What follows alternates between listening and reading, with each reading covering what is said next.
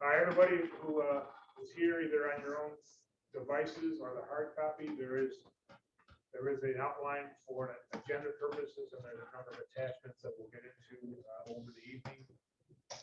The purpose for tonight, as requested, was to put this workshop together for the purposes of the BLS master plan or BLS intermunicipal agreements with the towns.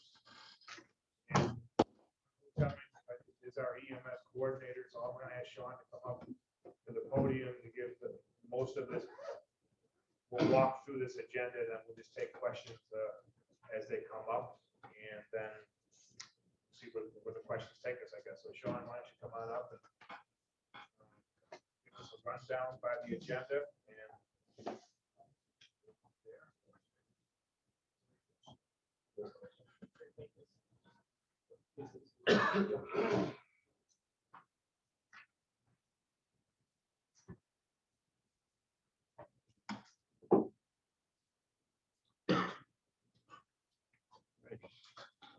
Where do we want to? all right, start one there. Yeah, just so so everybody knows, it's kind of born out of the discussions we've been having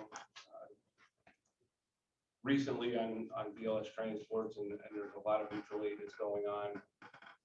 A shortage of staffing, I guess I would put it. So this is kind of where we asked Sean to look into some possibilities for the county, if there's anything that we can do to help facilitate the staffing on this, whether it's additional crews or what this winds up to. But without the information, we really can't do anything. Okay.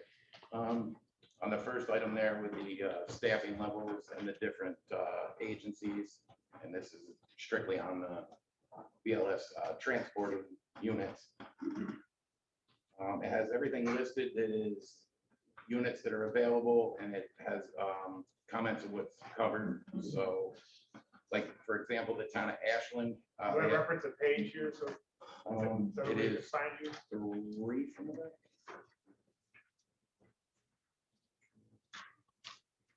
The 5th from the back. Which one's landscape? Yes. Yep. Those people have a hard copy? Yep. Listed as the Green County ambulances. Looks like that. Those of you can find it. Landscape, is that the right? One just before that. Yep. So if you can read down on that one, it's listed by the town ambulance services that provide ambulance coverage within the Greene County borders. If you notice, like Ashland, they have 2 physical ambulances. Their coverage areas, the towns of Ashland, Prattsville, and Lexington. Their normal staffing has 1 crew on schedule, 24 hours a day, 7 days a week. Under the additional comments, you can notice that usually they can get a second crew to come in and cover additional calls. There are times, there's no set times when they can and can't. Usually if they know there's going to be busy times, if there's any events in the towns or anything like that, they usually tend to make sure that people are around. But it's pretty infrequent that they cannot get a second crew. Town of Hunter's the next one. They cover just the town of Hunter on their primary district. They have 1 crew staffed 24/7. The second crew, they started, I believe, this past winter, more consistent with it. Or 2 years. No, we've always had a second crew on holidays or events, and we've always done our best to staff people for our ambulance. Yep, and that's what's listed here. Usually on the peak days, ski seasons, busy times, they'll put a second crew on. And it seems to be, I believe, 5 days out of the week, pretty consistent through the ski season. They usually have a second day crew on to cover that. That has helped reduce the amount of mutual aid requests going into the town of Hunter. Wyndham has 2 physical units. They cover Wyndham and Jewett. They have 1 paramedic level crew on 24 hours a day. And similarly, on their peak ski season, weekends, holidays, stuff like that, they try to put a second crew on, which can vary either basic life support or paramedic, depending on their ability to get additional staffing in. Durham ambulance, they have 3 physical units. they have one crew on staff 24 hours a day to cover that town. Similar to Ashland, they can usually get a second crew. It's consistently 2 to 3 frequent people that'll come in and grab another ambulance and be available. Most of the times they can't get a second crew is because those members happen to be on the first unit that's out on a call. But there is no guarantee that they are going to be around to get a second unit out. Town of Cairo, they are a paid 24-hour service. They cover the entire town of Cairo primarily. They have one crew on 24/7. Getting a second crew in Cairo is usually unlikely. Unless it's a pre-scheduled, if they have any events going on, either in the park or football games, fire trainings. But other than the pre-scheduled, it's very seldom that they would get a second crew in the event of a second call. Greenville has 2 physical ambulances with only one crew on 24/7. They cover just a single town of Greenville on their primary coverage. And again, very unlikely they'll get a second crew in unless it happens to be at a shift change type scenario and another crew happens to be there. Cooksaki physically has 3 ambulances. They cover the entire town of Cooksaki and the Medway-Brakefield Fire District portion of the town of New Baltimore. Their primary crew status is one paid crew 24/7. Second crew is sporadic. They don't have any rhyme or reason to a schedule of a second crew unless there's events that are planned ahead of time. Other than that, it's totally up in the air whether they're gonna have second people around. Ravenna Rescue is an out-of-county unit. They cover the New Baltimore Fire District portion of the town of New Baltimore. They staff one crew 24/7. They also cover primarily Ravenna, Queens Hollow area. So again, there's no guarantee of a second crew there if they happen to be tied up on something in the other portion of their primary district. Town of Catskill, they cover both towns of Catskill and Athens is their primary district. They physically have 5 ambulances. Their normal staffing level is 2 crews on 24 hours a day, 7 days a week, with the target of those both being paramedic level ambulances. One additional day shift is the target staffing to have as a 3rd available crew on day shift, 7 days a week. Occasionally that's a paramedic crew, other times it's advanced EMTs or basic life support for that 3rd crew. Unless it's pre-scheduled, it's unlikely that somebody's just going to come in and man another ambulance without, administration getting a hold of them. Go ahead. So I have a question. So you read down through all this list. Out of the people that say that they very unlikely to have somebody or they can't get somebody, when a call goes out, what's the likelihood of them responding to their own call? In other words, are they missing an overlap or is it somebody else that has an overlap that they're missing that's calling out? Because I know that Town of Hunter goes to great pains to make sure that we do enough for ourselves and other people to make sure the calls go out. But if Carroll's having one call a week, why should they go through the pains to have a second crew to cover somebody else's call? You know what I'm saying? Oh, I get you So I'm just 100%. wondering if that has been put in the equation. Well, this portion right here is just the physical ambulance versus what the normal day-to-day staffing levels are. Just to put the I know, I'm perspective just out trying to there. point out to everybody else that some people don't need it, some people need extra cover. Oh, absolutely, and that'll all get discussed Just within. making sure. No, good question, no. So down at the bottom, we physically have 21 Greene County ambulances and 3 Ravenna ambulances. Those are physical units that as long as one's not broken or out for repairs, those are the vehicles that are available. So 24 physical ambulances. On a full staff day, between all the ambulances, you have 10 Greene County ambulances that are staffed during the day, 9 Greene County ambulances that are staffed at night. With 1 Albany County ambulance, that would be the Ravenna unit that's on 24/7. When we say day and night, are we talking 12-hour shifts? Yeah, 12-hour blocks. We're not talking an afternoon. Some of them vary. I believe the majority of them are 6 a.m. to 6 p.m. and then subsequent on the overnight for the 12-hour shifts there. Any questions on how to understand that? On the cruise, you said was paramedic crew, is that ALS? Yes, ALS. So that would be Wyndham and Catskill. Wyndham and Catskill on the target schedules, as long as everything is staffed to full capability. The town of Wyndham ambulance would be one paramedic level ambulance on 24/7, and the town of Catskill has 2 paramedic level ambulances on, with the occasional third, if it happens to be a paramedic on that additional day crew.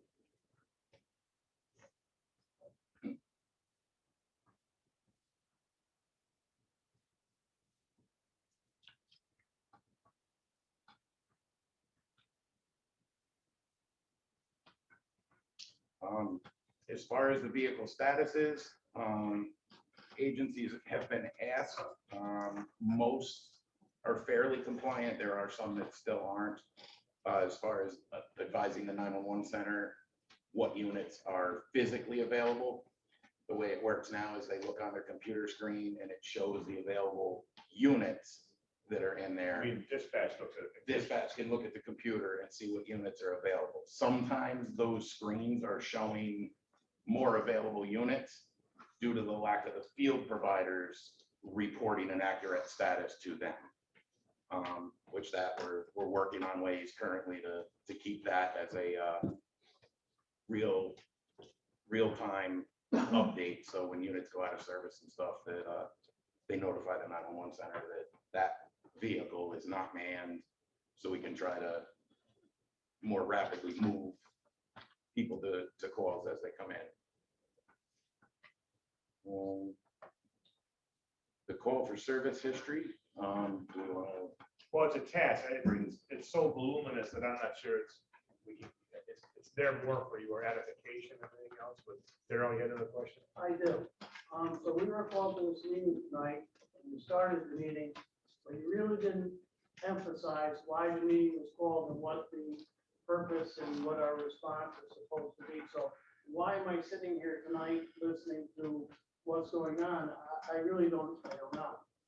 Okay, the ultimate goal is to look at ways to implement keeping response times down and being able to move mutual aid units around more rapidly, or move units to areas that may be getting surge capacities.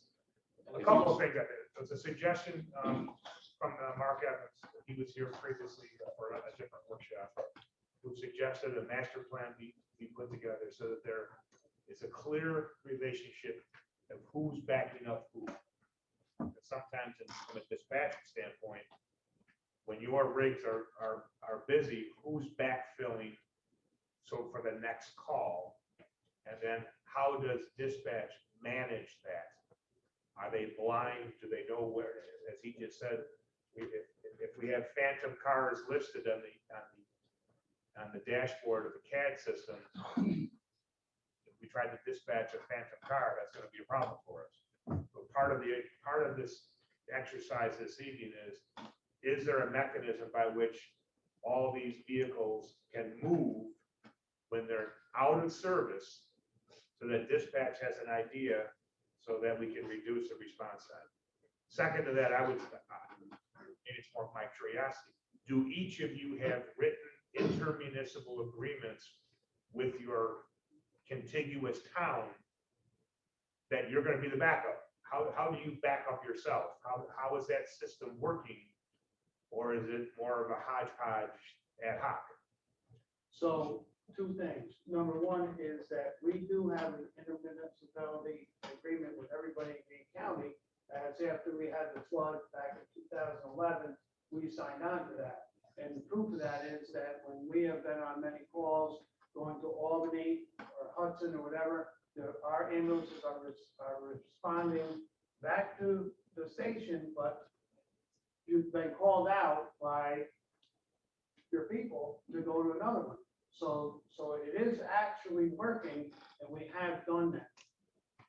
So Does every town have a?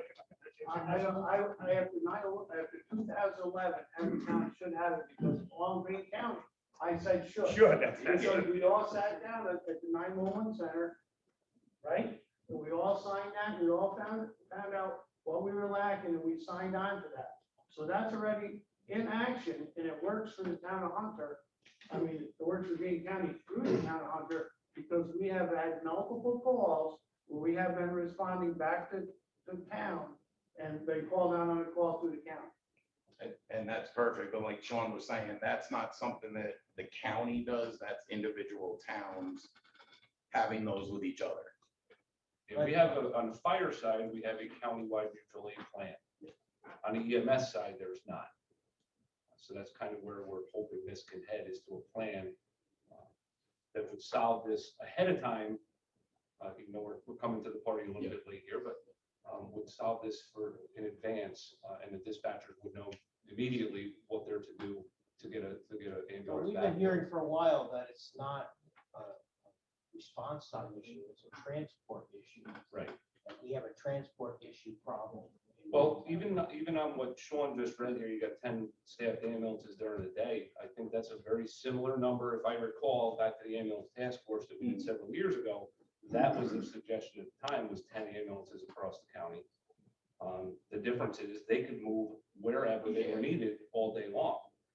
Right now, that's the portion we're missing.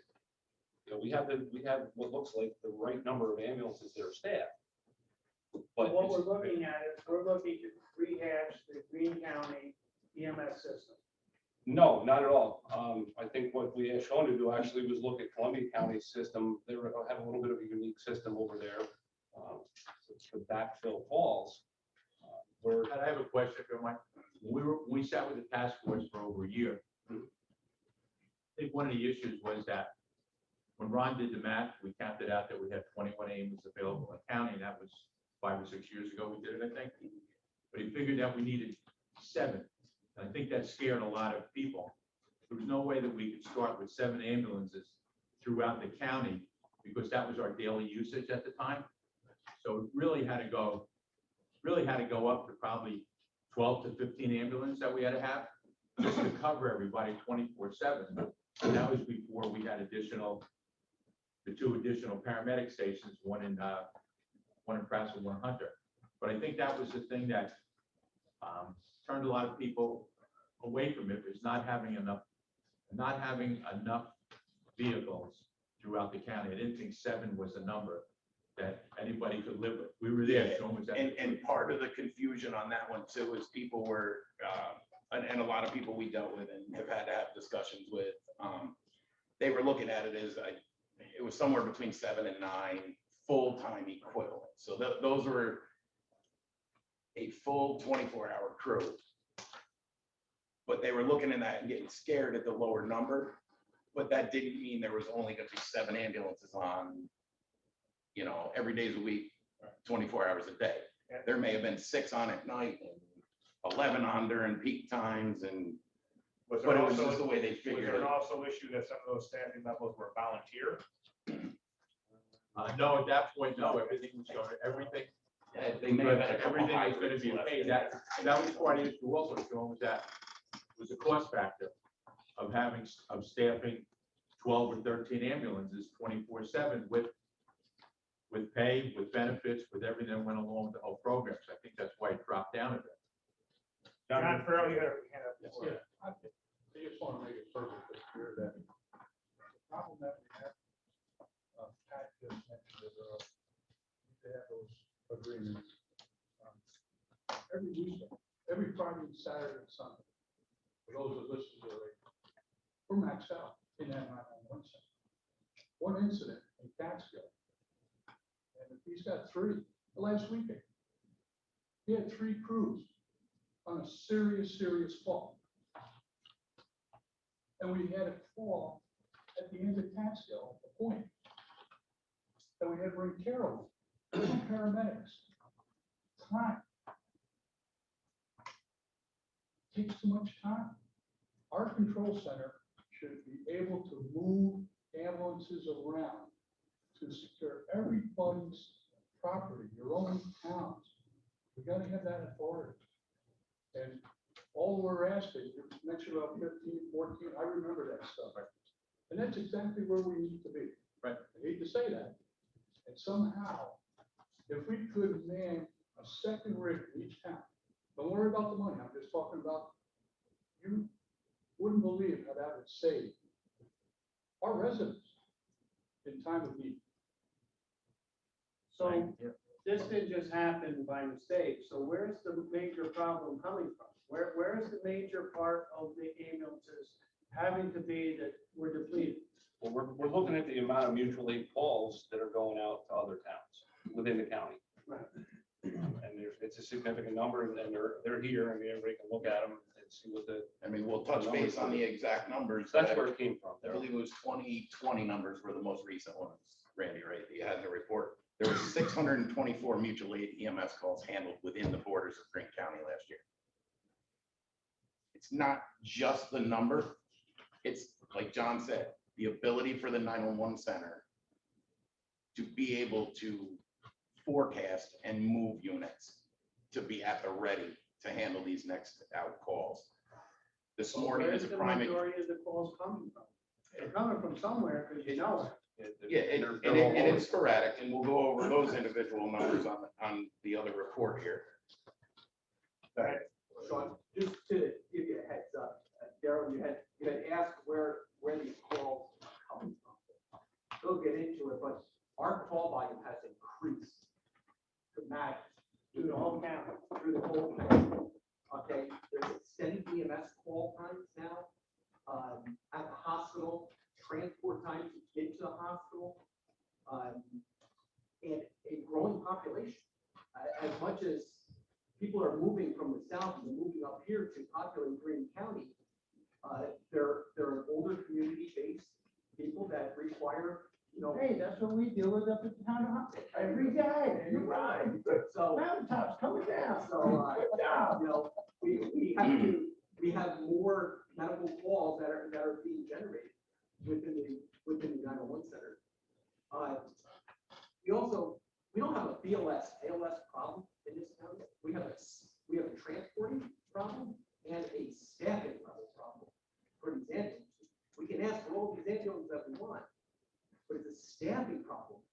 Okay, we don't have enough EMTs. The COVID crisis has just increased the training for these EMTs. There was just an article that was published by the Daily Mail out Columbia County.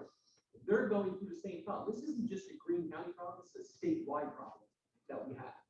And what is the solution? How can we make this better? How can we reduce time for the individual who was down at Dutchman's Landing that was in full-blown cardiac arrest? Okay, luckily she survived.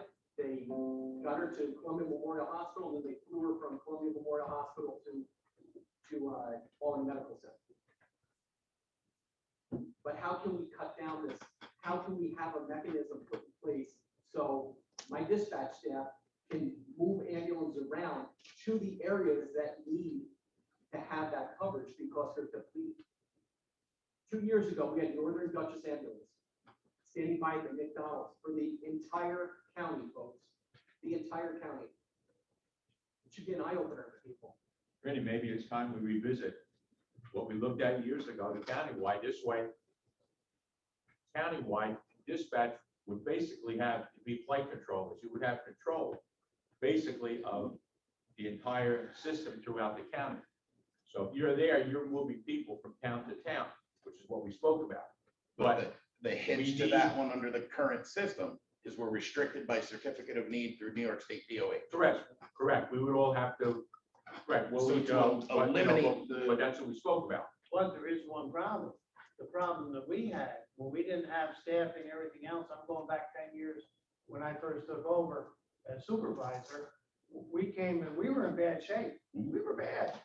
I mean, people were gonna die left and right. We came, and that's when I was excited about this countywide system.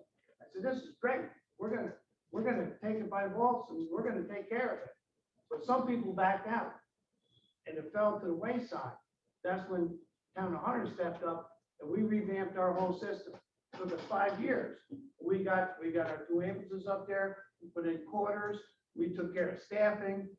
We got a great system. So, and I'm all for the county. I want to help my people. When I say my people, I mean all of Green County. But I'm not gonna go backwards. I'm not gonna take my 2 ambulances out of the town for any other reason. So whatever we do from here on forward, I'm not like these other towns. I'm for everybody in Green County, but I'm not gonna step back and say, hey, but if everybody's gonna step together, that's fine. If another town wants to go on its own, go on your own, but don't bring it on a county level. And there's been a lot of progress as far as that. Like you guys have worked out some of your problems and Hunter beefed up your staffing levels. I mean, the town of Durham has made milestones, you know, as far as coverage. Greenville has definitely stepped up to the plate. Catskill can't handle what they're doing, give up Athens and have Athens help give somebody else. This is a bunch of baloney. You gotta call a spade, let's get this thing taken care of. Everybody's gotta take care of themselves, because that's the way it is. I don't tell you where to live, I don't right? think it's that at all, and if you look at these mutual aid numbers, the town of Catskill responded more mutual aid to other towns than any other towns ambulance did. So I think the town of Catskill, I think, does step up and does help other towns. I don't think I we never can put said this that. on them. I never said Yes, that. you did. And Yes. I think we gotta stop with all Yeah, I the don't town wanna go versus there. town business. This is not town versus town. No, what we There is want a to do, transport problem in Green County. what we We want have to to do solve here, that problem. and, you know, we just saw the state legislature pass a bill and to study this rural EMS problem that's statewide. It's not just here. What I think is we can come up with a solution a hell of a lot quicker than waiting on a state task force to do anything. There's no money put to that. It's just a task force that's gonna look at something. I don't wanna go back and spend another 2 years going over a countywide ambulance program that may or may not come to anything. I think we can solve this to a point where it benefits all of our residents relatively quickly. But everybody's gotta be on board. Just a rough idea of, it was the 2015 numbers, I believe it was, that the task force was using for the total number of EMS calls that were dispatched within Greene County's borders. Back in 2015, we were hovering around 7,100 EMS calls. 2020, there was 8,400 dispatched EMS calls, and that includes the COVID times and everything with the decrease.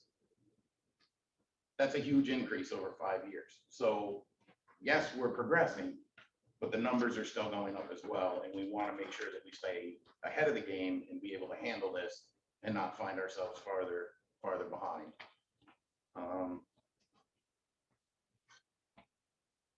Any other questions on that portion?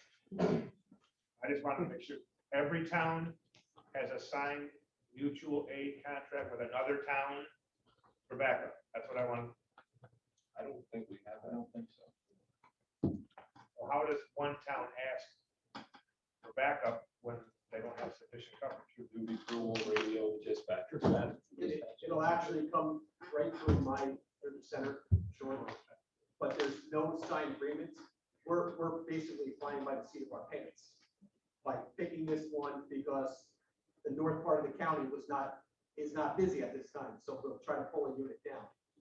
We try to go into like management of resources so we don't deplete one whole side of the county, but we'll skip over maybe Greenville because Greenville will be able to cover Cooksaki and Durham, so we might call down Carroll instead to go to the 32 corridor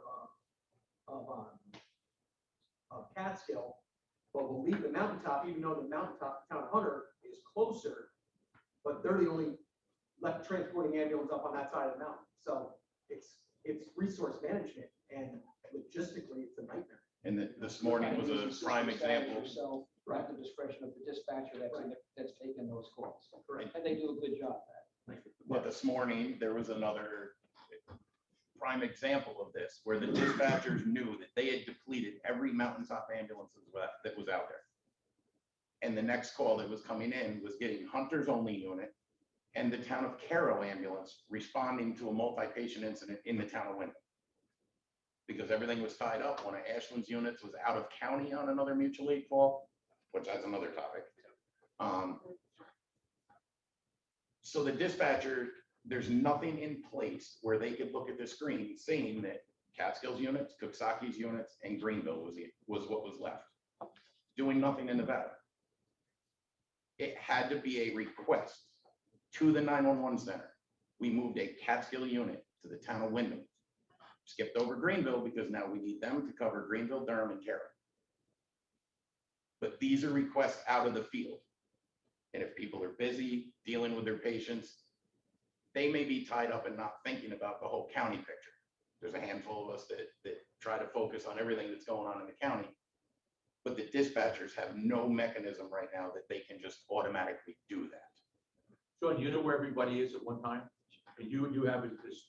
basically- I tend to pay attention, but even if I'm busy on a couple EMS calls, That's what I'm saying, so. it could fall through the wayside. That's a question for Okay, Randy, so- isn't it? Yeah. Well, you guys should be able to know The 911 center knows who's where they around. are so they can move everybody We around. got GPS on. Sure, just to clarify that scenario that you just mentioned with Catskill going to Wyndham, there wasn't an actual call, it was more as a system status. It was a unit needed for standby coverage. So we went up there just Yes, to help out Yep. in case there was another event that happened on the Correct. right side. because there's no county-wide certificate of need with a contract with all the local ambulances to be able to have the 911 center just move it. So in essence, we, in that case, when Catskill went to Wyndham, if that was today, in essence, it worked as the Columbia County system status, similar to that. Minus the fact of the dispatch having the authority to move that unit without being requested. And the stipends or the. And minus the And minus the stipends. It was Correct. minus the stipends. Randy, question for management of the calls. So you got a unit toned out, or, so they're on a call. So let's say Greenville, they're on a call. Additional call comes in for Greenville. So a lot of times I'll hear the Greenville unit say, could you tone out Durham to this call?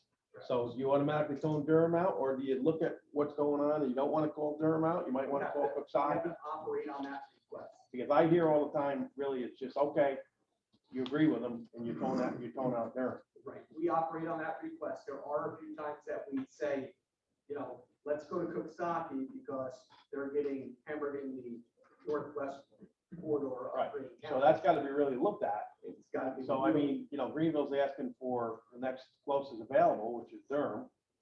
But it's got to be really looked at to say, should we bring Coxsackie or maybe Carroll up? And leave Because it all Durham? depends on what's taking place within the rest of the county. Right.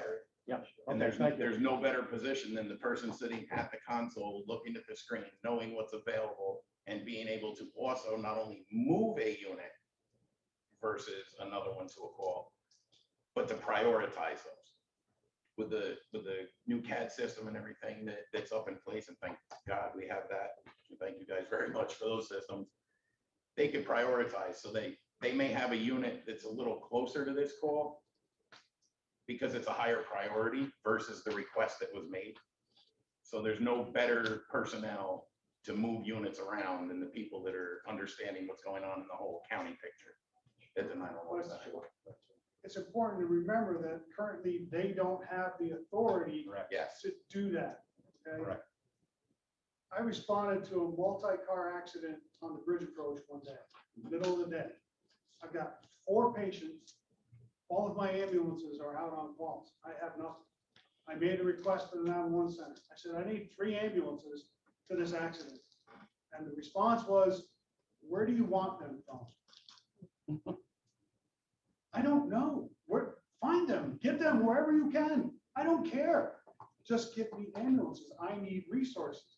But again, because of the policies and the state regulations, they're hamstrung. To Pat's point earlier, the people who say they're going to form a task force to help solve your problem are actually the ones who have helped create the problem. Absolutely. Oh, hang on, Joe. In the back. I have a question. Go ahead. So short-term operational, before we reinvent the wheel, it's possible to say that if we do these mutual aid agreements, the ones that aren't done, get done, and maybe in a post-haste method. And then all gets forward, I'm thinking this could happen within a week, and it all winds up down Around the OMAS, does it take anything else to make this so if they need to move resources that they can? I'm worried we're getting off in the weeds about a bunch of other stuff, and away from what sounds like the problem that they're having. When we get into discussing how the Columbia County system does work, not that that's perfect, but it gives them the availability at the 911 center to control all that. That technically requires everybody to be operating under the same operating authority and a CON that covers the county to be able to move those units. Doesn't mean at all that Greene County would have to put on Greene County ambulances to cover that certificate of need. That movement could be covered under individual contracts with all the local ambulances that are currently out there. Intermunicipal agreement, could it not? What's that? So an intermunicipal agreement, could it not? That kind of covers, The George, issue you get with into the intermunicipal agreement is the state's definition of what mutual aid is, okay? If it's regular and, you're moving your ambulance around the county on a day-to-day basis, that is not not gonna meet mutual the aid. state's definition of mutual aid. Mutual aid is supposed to be something that happens infrequently, okay? So when you're talking about wanting to have the ability to move things around on a daily basis, the state may say, that's not by statute definition, that's not mutual aid, so therefore your intermunicipal agreements for mutual aid don't cover this. that's only for the occasional Ashland needs an ambulance. Hey, can you send me Wyndham? And your intermunicipal agreement says that Wyndham is agreeing that they'll cover you, you'll cover them. So that covers you in those mutual aid events. But like George said, regular movement is not. But again, short term, is this around the corner while we go through this process, if that's the decision made, doesn't the intermunicipal agreement get it to the point where it gets down to dispatchers, so they're not banging their heads against the wall about who needs to be moved, and they can't move them on the authority without this, is what I'm understanding. This correctly. And then move the other process forward as a two-pronged approach, do this. You know, and move the other- temporarily, it may, You it may could work to probably get away with satisfy. it. Yeah. The concern that I have is whoever's ambulance, say there's 2 ambulances that are sitting in Coxsackie, not on calls. Catskills, 3 ambulances are out, and we're now gonna ask the town of Coxsackie, who's paying for those ambulances to be there for their people. Right. We're gonna ask them to move that ambulance closer down in the Athens area or the Catskill. So that's where this is gonna take cooperation from everybody, because you're really giving up one of your resources that your taxpayers are paying for somebody else, potentially. And that's, to Dale's point of going up to Wyndham earlier, they went up there. They're not getting a reimbursement for that. They went up because the county said, hey, we need an ambulance up here. In that scenario, again, and that's doing the right thing, but if you're So- looking on the financial side, there was no reimbursements at all. So I is think there it's a way for the legislature to come up with a plan that says, okay, we're gonna move your ambulance out of Coxsackie and it's just gonna go to standby somewhere? Is there a reimbursement rate that would help you out And I to think maybe what put another happens- crew on? And what happens in those scenarios when you're gonna do system status, you're making every operation more efficient because you're gonna do more call volume per your labor costs and such like that. So, the crews are gonna be more active for the most part, depending on the call line, so it becomes more efficient. And also, I advocate for, EMTs and paramedics in an ambulance. I'm not saying we need them in every ambulance, but again, in that scenario that we talked about in Wyndham, we went up there. To my knowledge, we had a paramedic in that ambulance, so if the whole mountaintop was depleted. We said 1 ambulance and we had ALS life support. We had the top of the line care available when we moved that ambulance. So if the paramedics on the mountaintop were out, you still had the best care available by having a paramedic and an EMT both on that same rig. So there's benefits to that scenario as well. Darryl?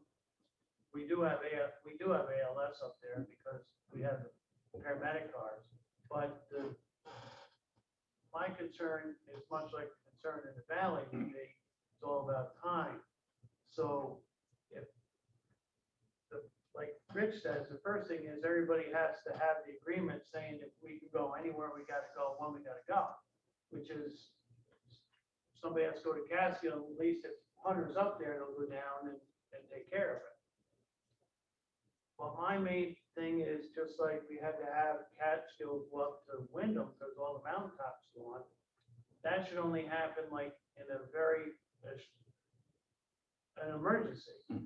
The mountaintop should be moving around, it's like we do now, and then the valley should be moving around, and then that time it should go up. It should just be people coming, you know what I'm saying? Oh, yeah. If there's, if, Well, they're not gonna start depleting valley units. Right, but right now, unless the- your dispatchers can't do that right now. no, but I know that, but what I'm saying is that the first thing is to make sure that everybody can move around in the county, which shame on me, I thought after that big flood, we all met, we had all those meetings, and we signed all those papers, I thought that's what that was all about.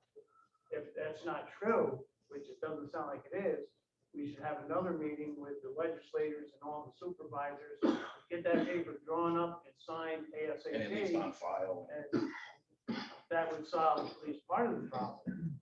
But to Rich's question, the two ways to solve that, and I don't think either one of them is immediate, would be under a countywide certificate of need. And then the contracts could be signed. That's probably the quicker way. The other way would be for New York State to change the legislation and the rules restricting this. Good luck. And I'm sure that would not be a very quick procedure. Because that's been in place for many, many years. Do the first and go after the second, Right, right? that's Yeah, what I'm saying. did If you the do the first thing, county, Don. would it have to go Rich to said, make Bremo, sure we're Department ready of to Health? go. And the They would certificate file of need the would Bremo. encompass everybody. Yeah, and it would be full. So it doesn't matter who you move from which municipality, more or less, the county would be sponsoring, so there'd be, as you're putting a stipend, You'd be To pay operating for- under the county. so you'd be underneath the auspices of the county EMS, or not EMS, but Green County. So if Cooksaki goes to Hunter or Greenville, you'll get compensated for your time more or less out of your set district of what you're in now, And another thing with that is, right? Well, that's what we're gonna get into. That's the Columbia model. and that's what we'll get into the explanation of that there. I see some of these unique issues down here. Catskill being their independent system. Their biggest taxing on their staff and their units is they're dealing with multiple nursing homes, adult care facilities, an older population. So that tends to utilize the units a lot, and therefore their call volume is a lot higher than other towns.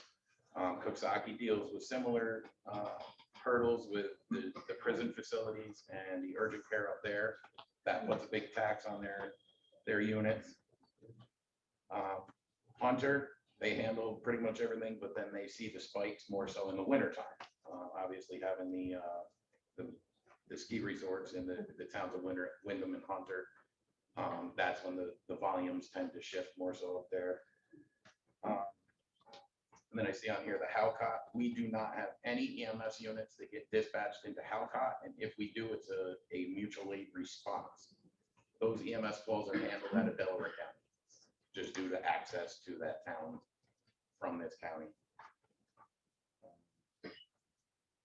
Really not on here for anybody either, but that's another. big Yeah, one. that's another one that big storm, stuff like that can burn through resources fairly quickly. All right, so we want to just go into the explanation of how the Columbia County Yeah, model I works. figure how that works.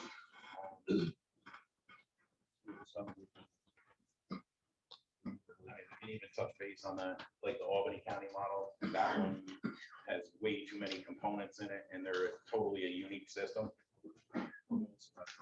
Yeah, the Albany County model has a combination of 3 different versions of it. They don't cover the entire county. They have Gilman when they covers part. They got the city of Albany and the cities, they cover all theirs. They have a few paramedic fly cars that work with the BLS agencies in their county. They also contract with local services, Delmar Bethlehem, for staff leasing. So they're actually an Albany County employee that mans those other units. And they also have a single EMT in 2 different ambulances throughout the county. And those units will float around as call volume gets heavy or in areas where they're not known to get out for all their calls. So at least that ambulance is moving with a single unit in it. They meet up with the paramedic, complete the crew, and take the patient to the hospital. So those are three different components in there, and it gets way too confusing. The Columbia County system, we looked at that one because it was the first one in the state that was designed like this. And Columbia County tends to be a similar county to ours as far as EMS needs and requirements, but there are some differences as well. The system is designed that the county of Columbia filed, and they have a municipal CON for ambulance transport for the entire county. They do not own an ambulance. They have a contract with all 5 services within Greene County, or within Columbia County, that provide ambulance service. So their dispatch center, if there is an area that is depleted, they will switch a unit from, whether it's Greenport, Galatia, Chatham, they will become a Columbia County unit, and they will be moved to a different area that is lacking coverage. The county will reimburse that home agency. I'll get into the pricing down here. They pay them a standby fee to cover some of the costs. And what they have found with that standby fee, some of the agencies that just need it, or some of the municipalities or local volunteer agencies, they have multiple different types of ambulance services. It has enabled a couple of the agencies over there to get the extra funding to be able to provide another crew on staff during times, in the return that they're going to be moving around and making some sort of compensation on the movements and doing the mutual aid calls. Those units, when they handle a call, they get a set fee from the County of Columbia, pays them for doing that ambulance call. The county then bills the call to the patient's insurances, secondaries, however they get their revenue recovery. The county then keeps that money. The contract with all the individual agencies, that is their agreed upon payment, they take it. It's hit or miss. It's currently, I think, 705 is their flat rate call that they're paying for an ambulance service to cover the call. When it's billed, the county may only recoup $80 plus mileage, $100 plus mileage on some of the Medicaid runs, auto accidents, full pays, good insurances. They may pay the full shot, so the county may make more than that $705 fee. Upon completion, they started off with the agent, each individual agency would bill it on behalf of the county, and then there was just a back and forth money transfer. They finally have gotten away from that. The counties, under their treasury department and their other billing, it's a separate agency that they have to bill for, but the county handles all the billing as far as that. And then each individual ambulance service then invoices the county, whether it's monthly or quarterly. We did this many standbys. Here's the list of calls that we did. And then it goes to the 911 center. They verify that, yes, all these calls and standbys were complete. And then the contractual agreed upon amounts are kicked back to the squad. So does Columbia County then actually have their own Columbia County EMS agency? Yes, So that's it's how- Columbia that's how County they're EMS. billing. Under their CON is Columbia County EMS. Utilizing the 5. The 5 agencies. different agencies. Right, and that allows them then to bill. Yes. So And they bill, the county has their own agency, Medicare, Medicaid, insurance numbers, insurance agreements, all of it. Why would they not just have the individual agencies put the call out themselves if they respond? Who already built. Already billed. They were doing that under the county's billing license, because I believe you can't, and there's billing restrictions as well. Like if George was gonna bill out a call that he did in the, Cooksaki on a daily basis. the agency who has the certificate of need is the agency that has to bill. The subcontractor cannot bill on behalf of the parent agency. But you would still have a certificate of need under this new agreement. The Right, county. you mean if you went to Coxsackie, you couldn't bill that call? Under the Columbia County model, okay, Volusia Rescue Squad can't submit a bill to Medicare on behalf of Columbia County EMS. The bill has to come from Columbia County. Yeah, no, that's not, I don't mean that. I mean, Right. why doesn't Malaysia Rescue bill for Malaysia Rescue? You guys responded, you bill it, you take the revenue. They claim they're acting under their own certificate of need. Like Right. currently, if he goes to And- Coxsackie, If it's under mutual aid, which again is infrequent, right? But under the system, it's not a mutual aid scenario. This is, So this that's is why like you a run into those supplemental, issues. right? It's a supplemental Yes. agency, so they would Yes. call. So if Green County wanted to go to this supplemental agency and say we want to do it, would that mean that you would require all the towns to participate? that would be No, no, voluntary on the no, towns. No, not the supplemental. I don't think so. I think that's Participate. what we're looking for, is for everybody to participate. So that Not our not in dispatchers, this, but in the Green County EMS, the Medicare, or the fly card. That would still be a total separate. See, to me, that shouldn't be. That could be a further Everybody should be- discussion. Because it's all part of the same system. Everybody should be supporting our fly card, and everybody should be supporting this supplemental EMS. That's because we're a county. Why? I'm just saying, if you're gonna do for one, do for all. And that's a discussion that the county could have along with Yeah, there's- the number of town supervisors.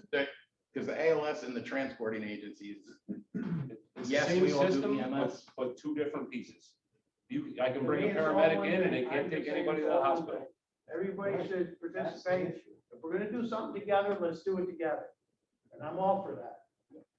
And again, I think that's a lot longer discussion than it will be to get some sort of agreement with all the towns so that our dispatchers can take an ambulance that's sitting in a garage and move it 15 miles or 8 miles closer to the middle of two districts to be able to transport a patient in either one, wherever it's going to be needed. I think that's a pretty simple solution. I think there's one out there. That was our concern, because at our last meeting, we talked about the transport issue of taking somebody to the hospital. That ambulance is gone for an hour and a half, 2 hours. Absolutely. Because we're transporting somebody, whatever town. it's from. So this is, the billing then goes through Columbia County EMS. Right. Because the agency can't bill it on their own since they're under the county auspice CON. Which is again, a state regulation that prevents that. absolutely. So it's all yes. Yeah, it makes the extra step necessary because of state regulations for that. mechanical delivery. Some of the pros to this type of a Okay, system, just a supplemental when we got to that area. They only bill for those. When we're at the area. One meeting going. some of the pros for the model is that it ensures the 911 center to move units around to ensure shorter response times of the transporting unit to get to a scene and be able to take the patient to the hospital. It also gives a little bit of financial incentive, like I said, to have additional units that may be able to come onto the system, whether it be Coxsackie, Greenville, certain times, Ashland, Hunter. There may be a little more, because if you now have more units on, you may be able to be moved to your neighboring towns quicker and get reimbursed and get some of that cost revenue for operations. And the county can also control the unit locations. Currently, they can, even if they dispatch Catskill to go sit in Caro, okay, they could go to the South Caro store and they're still not where dispatch would like them to be in a response ready short time. Some of the negatives to that, though, it is an additional cost for the county as a whole. The difference between our county and Columbia County is Greene County has many agencies that only have one crew on at a time. Almost every agency in Columbia County has multiple units for the majority of the time. There is a lot of them that'll drop to one crew on the slow hours, on the overnights. The county has no control on the number of units that an individual agency puts on at any given time. The county has the ability to move whatever's on, but the county cannot dictate to whether it's Catskill or Ashland and say, you must have so many units on. And Those are, Columbia County can do that? no, No. these are some of the negatives to that system. I don't really see it as a negative. It's a town function, so. It's just a hiccup though, because the county can't say, hey, Greenport, you have to have 4 crews on, I need you. Right. So if they only have 2 crews on for the day, the 911 center has to work with what they're given by the towns. Right, but you in that scenario, I believe Columbia County on the onset had a commitment from, I mean, there's mostly nonprofits in Columbia County, but whatever their current staffing was at the beginning of the program, there's a commitment to maintain that staffing level throughout the agreements. Just because, one municipality or one nonprofit can't all of a sudden say, I'm going to drop down in my staffing on a permanent level, so, and that's why it's more of a cooperative situation. Something else you have to remember about the Columbia County model, and it's operational. That Columbia County doesn't have 2 prisons that are right in their backyard. Okay, they're not flooded with the nursing homes, and they don't have the 2 sea slopes that gobble up our ambulances during winter time. But the 2 prisons take up a lot of EMS services in this county on any given day. So just some basic rough numbers out of their Columbia County offices, as far as call volume and numbers. We can get exact down to the penny, if there's ever any further meetings where you want to meet with their county treasurer, who happens to be their EMS coordinator. They have 5 agencies that cover the county EMS wise. Those are transporting EMS wise. That doesn't count first response agencies in the area. The total EMS dispatches per year, they hover around 12,000 EMS calls a year. Keep in mind, we're at about 8,400. They have a lot more frequent, shorter transport times. And they're not tying their units up for 2 or 3 hours like we do on Blue Mountain. And they have a hospital right in their county. The total number of this CC EMS, which is the Columbia County EMS program, the total number or the total calls per year are averaging around 2,000 calls. That includes transports and standbys that the county has reimbursed some sort of revenue to the local services. Rough cost at the time, the county budget that is allotted for the system is around $700,000 is what they try to earmark for this overall system. The revenue that they recover on billing on behalf of the county, they're bringing in roughly $250,000, which is a net cost to the county of about $450,000 a year currently. That can obviously fluctuate year to year as call volumes go up, once the program gets evaluated. But those are their ballpark costs on roughly 2,000 combined standbys and transports. The 700,000 is what's paid to the town, The 700,000 is what the county keeps in the budget available to pay to the town. to pay to the services Right. in this. Not the cost that they incur to bill. No, that's what they budget, expecting to potentially pay out. And they recover about 250 on revenue recovery, give or take, call volume. And they figure it's gonna cost around $400 to $450 a year overage. The standby fees that they're using at the moment over there, and this can obviously be agreed upon if this ever moves forward. Numbers are whatever they decide to be. Currently, they're paying for a standby fee, $155 per request.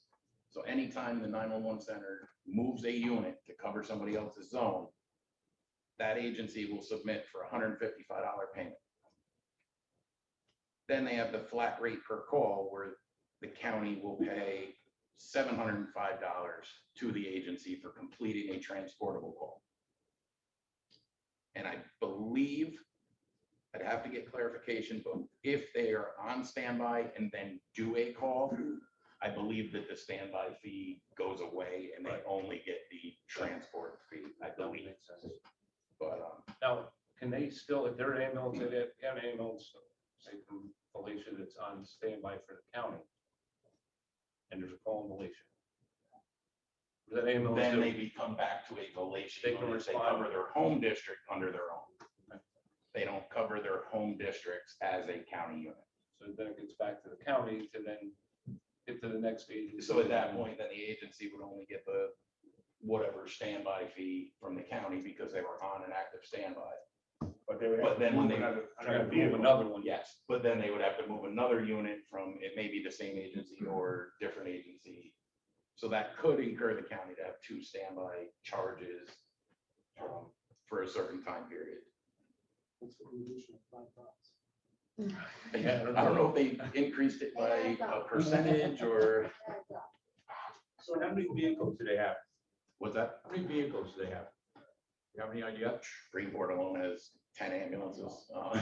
So Galatia's got 3 or 4, Chatham's got 4. Geographically, how are they sized compared to Green County? Size wise, I believe they're pretty comparable to Pretty similar us. square mileage wise. I don't know their total population.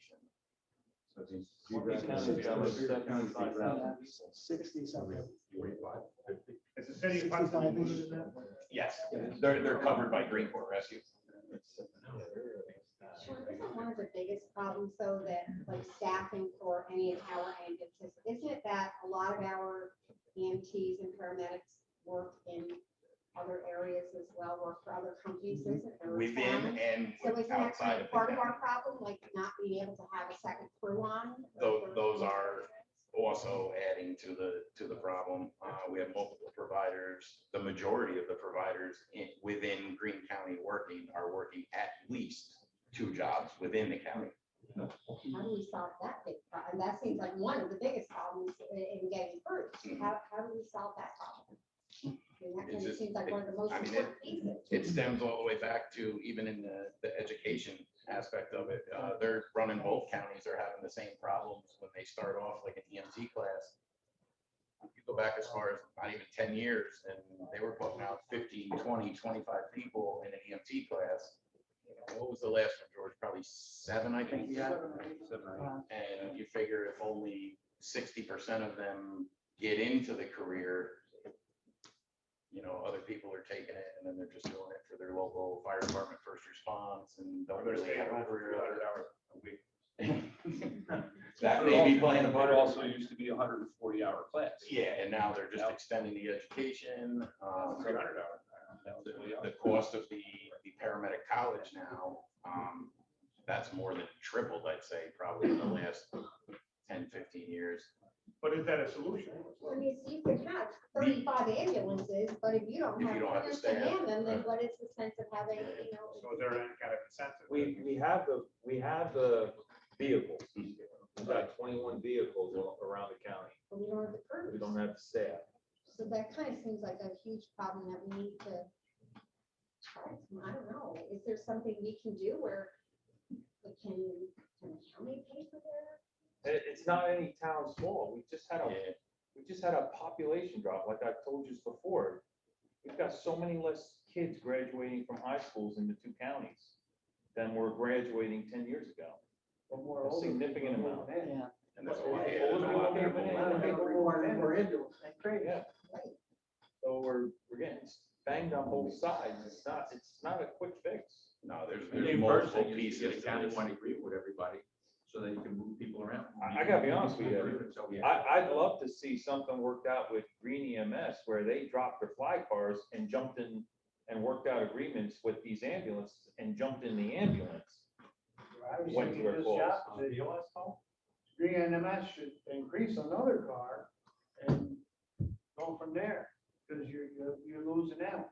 But the car there isn't really helping. Yeah, the car can't Yeah, get you we to the can get hospital. someone there, I know, we're gonna do one, yeah. Maybe some of the people with ALS should drop the BLS, because they're doing mostly transport, so what good does it do to transport somebody with ALS? Right? If you're in a town where 90% of your stuff is ALS or BLS, why do you have ALS system? Why?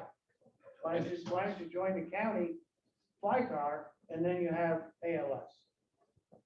To me, Well, that makes that's- more sense. That's a town board's decision. Yeah, and I mean, there's, You know, they got home rule, they can decide. No, that. I know, yeah, there's many pieces to it. It's There's a between lot. people leaving, whether they're not graduating or I'm they just do trying, graduate. I'm just and trying leave.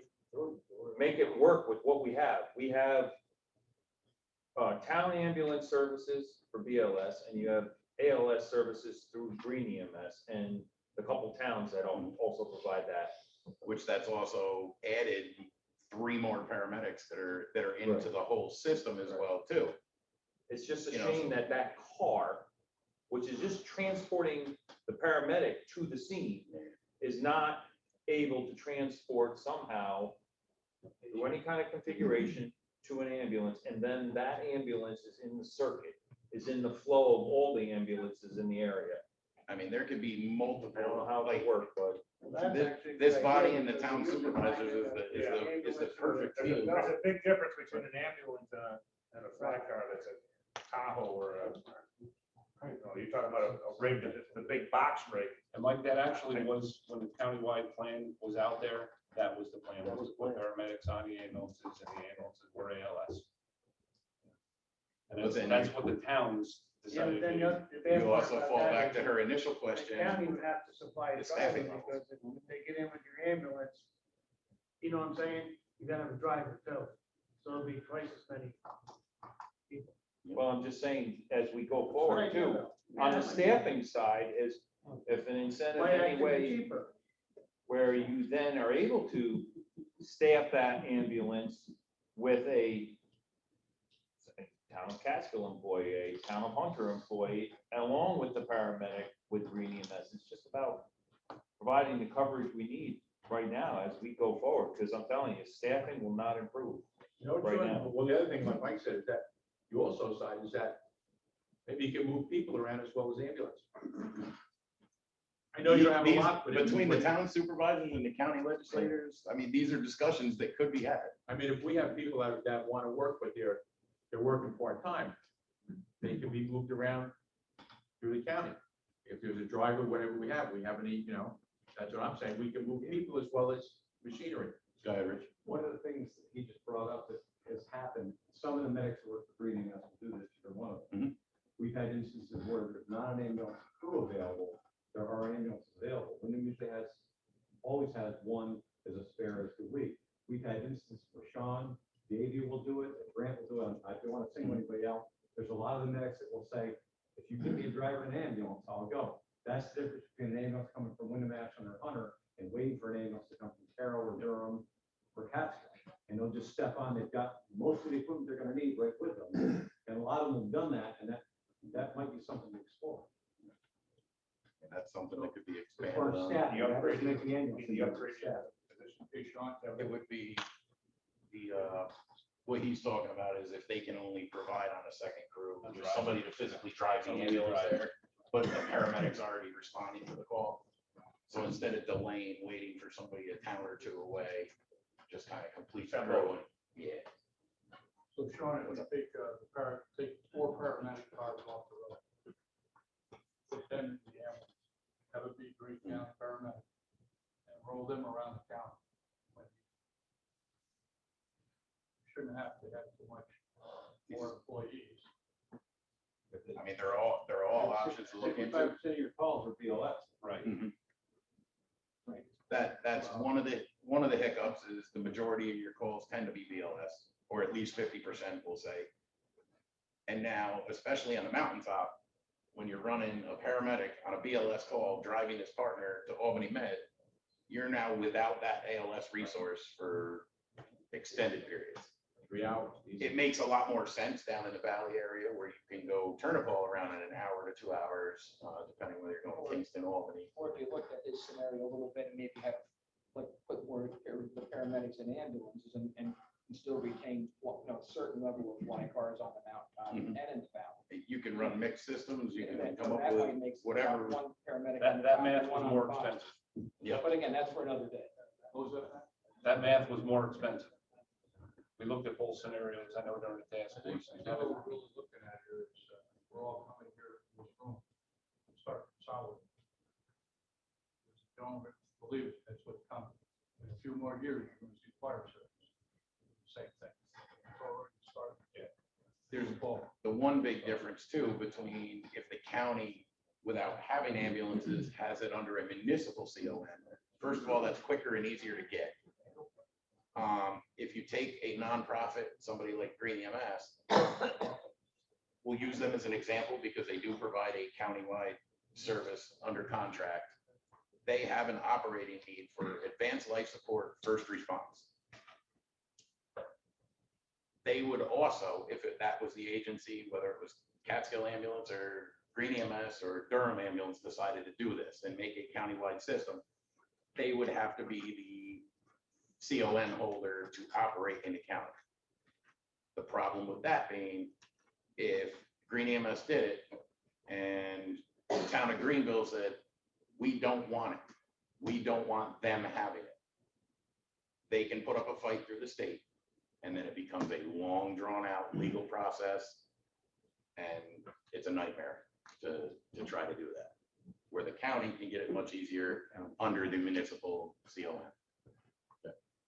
Rather than trying to eliminate any fly cars or do anything like that, why not add to the fly car system with like 4 ambulances that provide BLS that fly around the county like the ALS does? Something like that, then you're not paying somebody else, you can move them around to Randy. They would have to upgrade their certificate of need from an ALS fly car service to an ALS transporting agency. And if they did that, all it would take would be one agency or municipality to disagree with it, and it stops the entire process and goes through a huge legal rigmarole. Well, you could get the supervisors together ahead of time and ask before you even start and see. To me, that would be a better thing than spending money, than the whole county would reap the benefits. And hopefully this meeting tonight is the first step of a process to work with all the town supervisors. Pretty high price tag on that too. Yeah. To add There 4 comes a big ambulances cost. and the staffing. Yeah, I don't have Albany County's numbers on what it's costing them.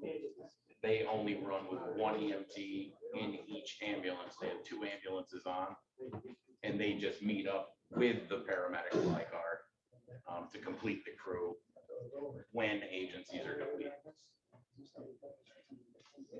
But on to like mutual aid type numbers, out of the 624 mutual aid responses, Randy can get more into detail. Him and Neil Kelleher did an amazing job coming up with the numbers fairly quickly. Just to put things in a little bit of perspective, for the year of 2020, the town of Ashland only required 5 mutual aid responses into their operating territory. Town of Hunter only required 7, which that is way lower than it has been in the past years. And it's also noticeable too that they've obviously added the second crew on. They've started moving forward with the ambulance service. Town of Wyndham was down to only 40 mutual aid requests. Town of Durham was only down to 33. And that's most likely due to their ability to get a second crew out quite often. Greenville only had 28 mutual aid responses into there. Even the town of Catskill, they beefed up their staffing and everything. For what are you guys running, George? About 3,000 calls a year? 3,200. And to have 91 mutual aid responses into the town of Catskill or into the town of Catskill Ambulance District, that is not bad at all. The higher numbers, town of Caro has had 166 mutual aid calls handled by other departments outside of the town of Caro for 2020. The town of Coxsackie has had 191 mutual aid responses in a year into those towns. Oh, I'm sorry, 2019. So this was the start of the progression. And like I said, you can see where towns have taken it upon themselves to invest into their local services, which has helped. We're not fully there. Is there other options to help subsidize? So maybe these with the higher numbers, because it shows where they're requiring 166, 191 other ambulances to come in throughout a year and cover calls in their district. At what point, or do these towns need assistance in maybe putting on another crew to lower those numbers of mutual aid requests that they need? That may be another avenue to tackle along with this, with the staffing and the classes, and there's a lot of pieces into this. It's not just one simple fix to take it all out. Well, I think the question is, does a stipend program of that type incentivize the town enough to either raise a pay rate that draws more people in to work for them, or gives them the incentive to put an additional crew on to either answer their second call or Be available. respond to- as available unit for a county need? That's kind of the question, is that an incentive for a town that's providing BLS transport? And that would be on the To do that. individual town supervisors between them and the county to figure out what works best.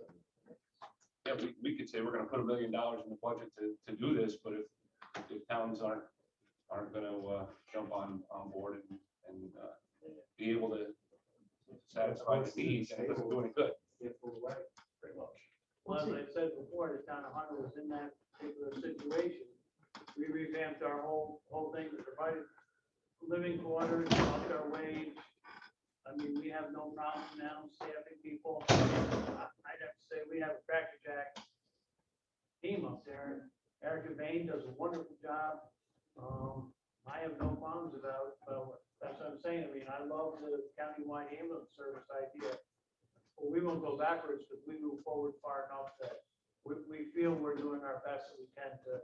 Yeah, you Fill our did cracks. a good investment up there and headed the right direction. What's the average pay for emergency medical technician? Ranges around, more so in the valley area. I want to say anywhere from 15 to 17 an hour for basic EMTs. So you can make as much as at McDonald's as you can being an EMT. We do have some agencies throughout the county that are as low as 12. It's ridiculous. Or I believe they just went up to whatever this year's current minimum wage is. That's why you're not having people want to go into this. Yeah, that's kind of a no-brainer. Love her, respond to a heart attack. Yep. Yeah. Or as you said before, some of the incentives, people that are just working part-time or something, they may have been out with health issues over the past year and haven't returned back to work yet. So it's varying. There's no constant industry standard. And most agencies, they'll up their pay because they may be hurting a little bit for manpower. So they'll draw some staff out of those already depleted areas because they're seeing a bigger paycheck. And then it So just with all, snowballs from with all there. the education and continuing education that an EMT needs to have, it's gonna start on the job for maybe $15 an hour. That's just, that's an incentive problem, I would think. And then we're noticing even on the paramedic and it's not just countywide, it's throughout the state that the paramedic and EMT leaving the industry Why not? is a higher number than the amount of annual entries into the system. I'm sure. Well, you get burnout. You get burnout. Part of the whole equation. You know, a lot of 6 to them, 7 years is usually tops. yeah, I mean, they may start out as an EMT, they may accept that $12 to $14 an hour. They'll work with that for a year or two. They go to a year for college, become a paramedic, and next thing you know, they're going to PA school or nursing school or going to be a doctor, and you only see them for a handful of years. And then the ones that are doing it as a full-time career are doing 2 jobs plus.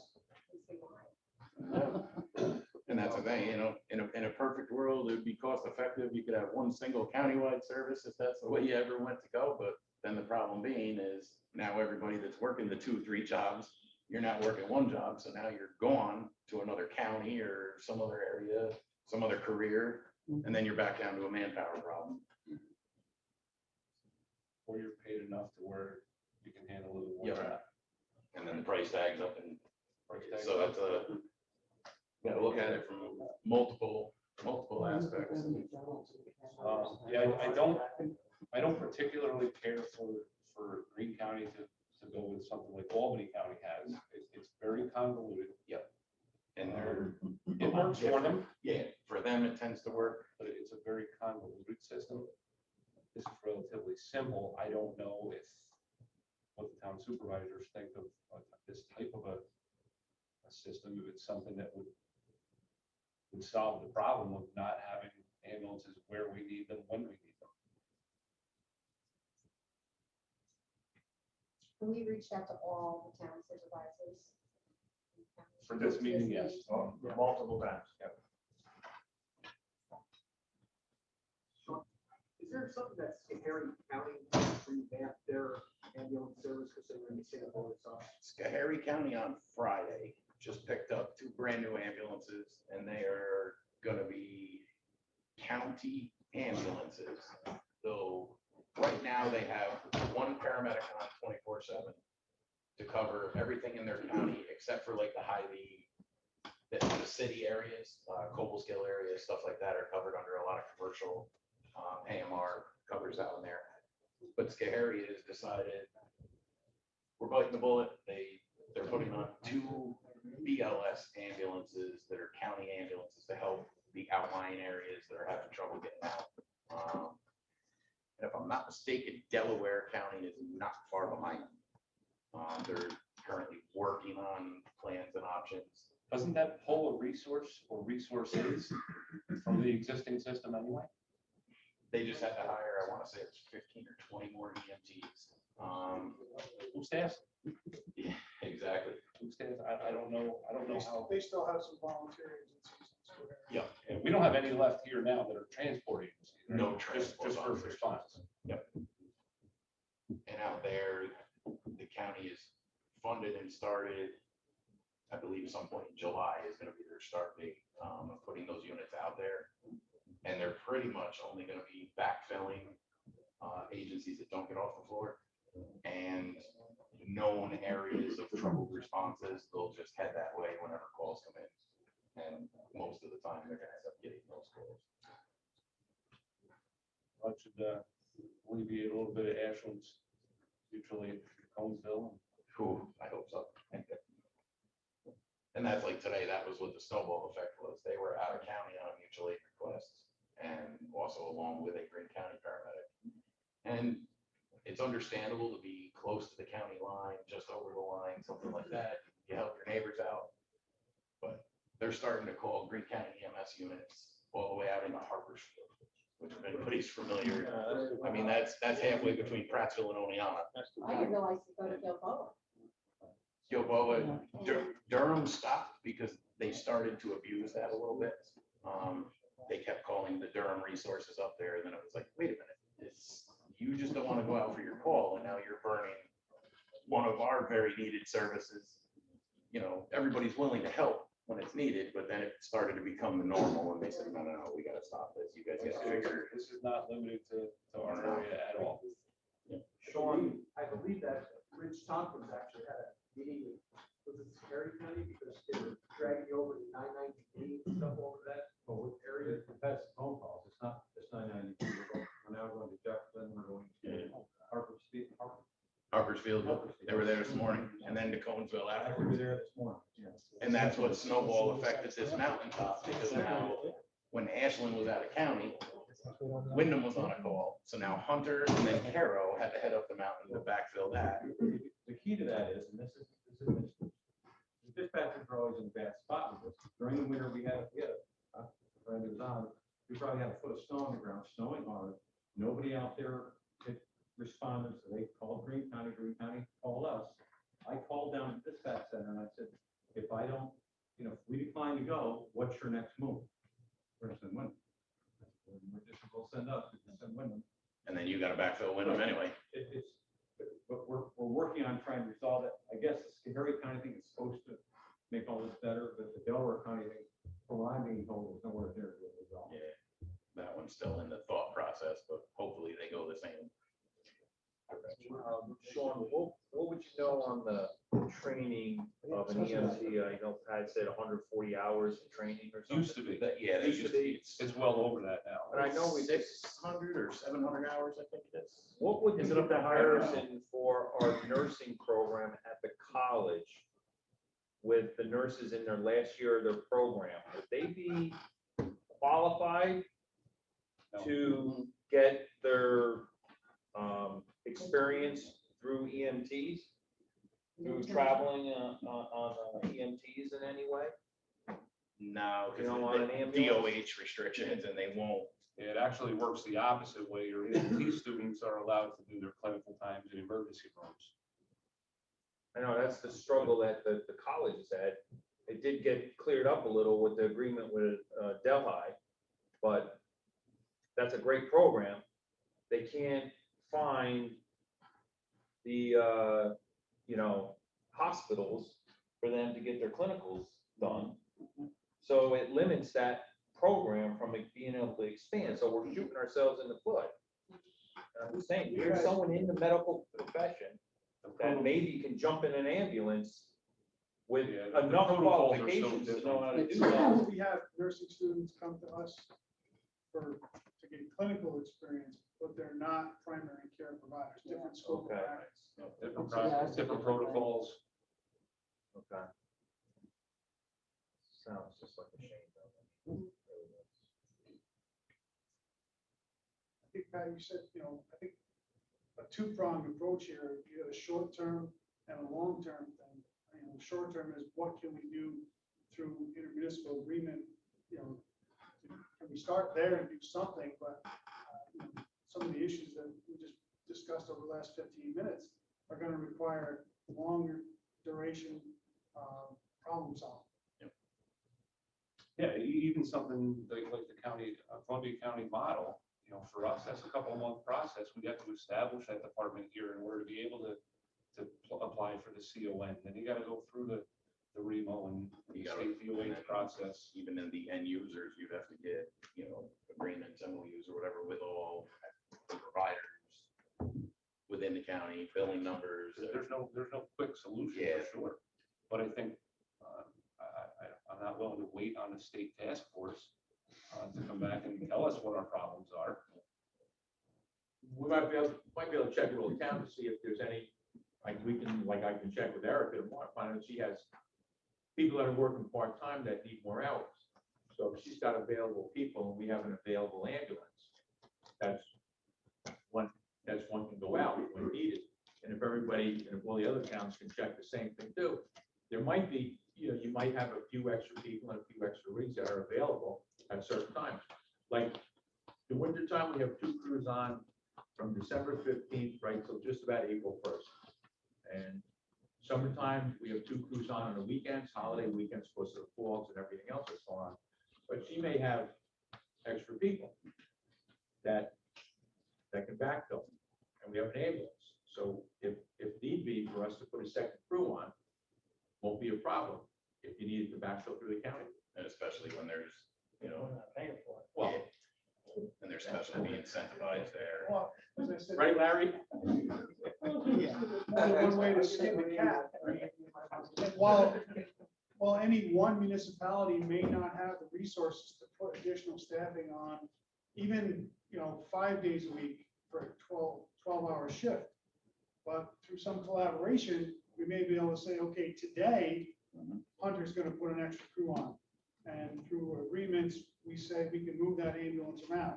And the next day, it might be Wyndham's turn.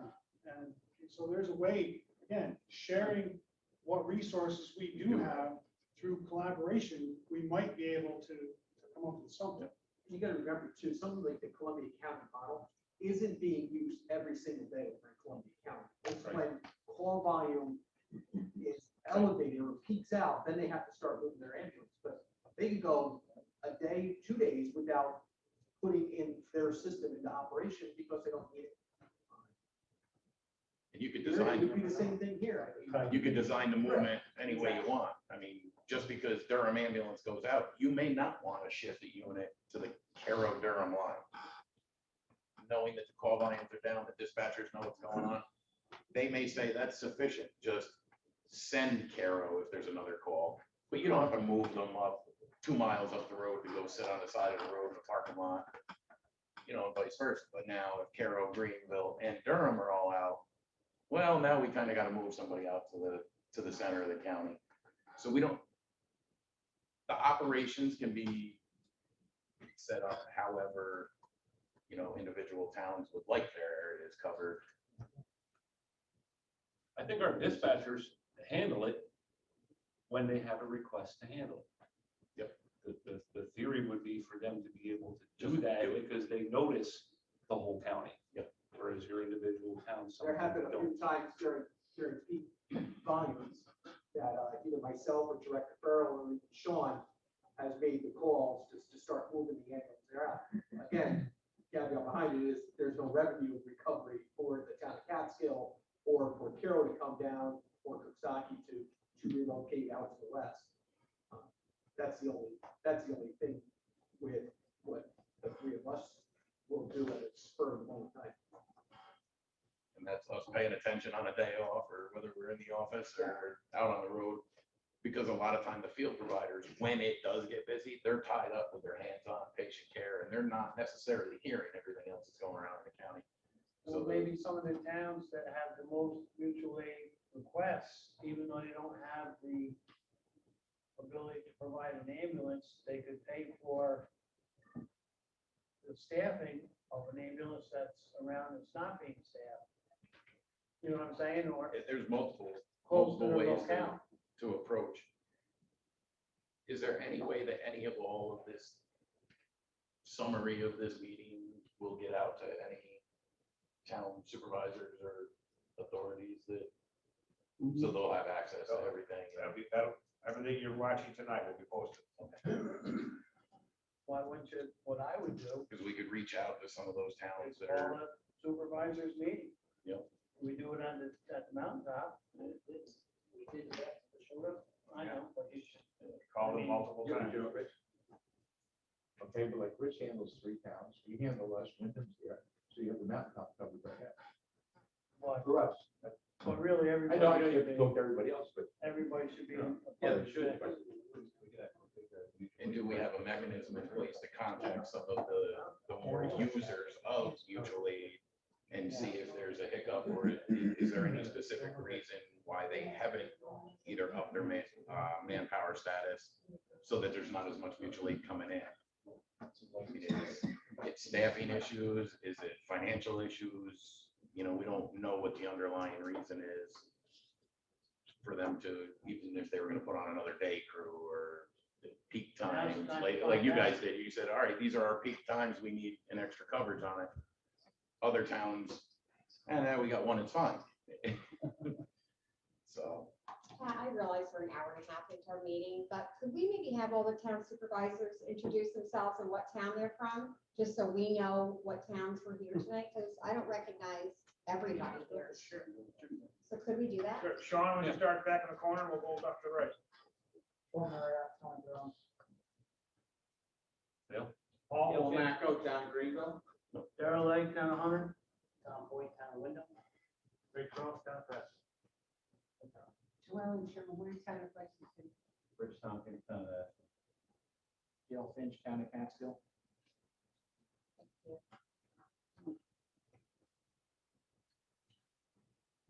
I'm just curious what town we're missing. Carroll and Coxsackie. Who's not here? Coxsackie. That's important.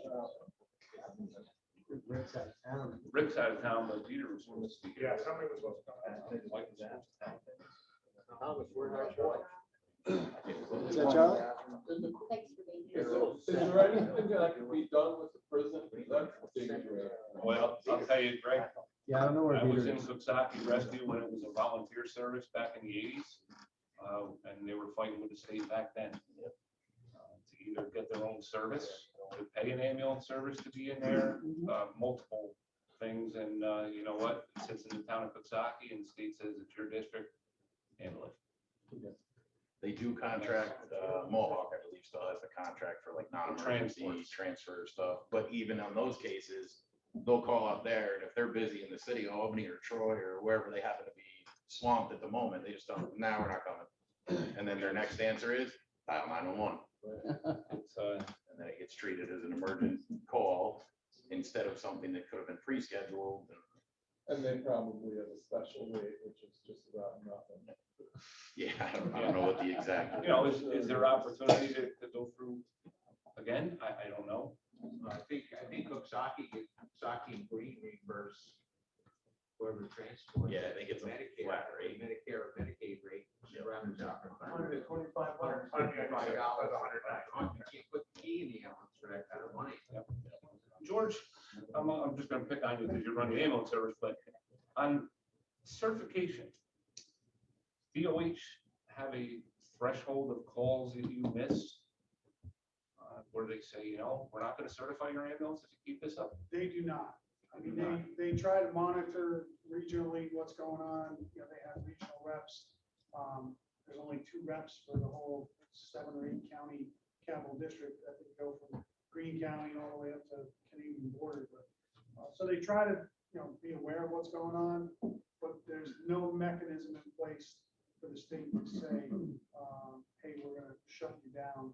They try to work with them. I know on one of the recent conference calls, the directors specifically said, we'd rather know about your problems before it becomes a crisis, so we can try to help you avert the crisis. Yeah, that was Unfortunately, my what's happened concern. lately is, you know, agencies are waiting till it's beyond crisis to notify the health department, and there's really not much they can do at that point. Yeah, I didn't want to see a state showing up to somebody saying, hey, you're turning over 15% of your calls, we're gonna shut you down because that just exacerbates our problem. Yeah, and Correct. they have another 85% of their calls. Usually when you start hitting double digits in terms of percentage of calls that you're not answering, that's usually the point that you need to do something. You need to look at how can we fix this. There's some here. I just took, in my head and looked at all the mutual aid calls that services were provided to Coxsackie, and I'm sure the vast majority of them are related to the prisons. In 2020, Catskill went to Coxsackie 66 times. Carroll went twice. Greenville went 70 times. And Ravina went to Coxsackie 55 times. It's 193 calls, if my math is right, out of 655 mutual aid calls.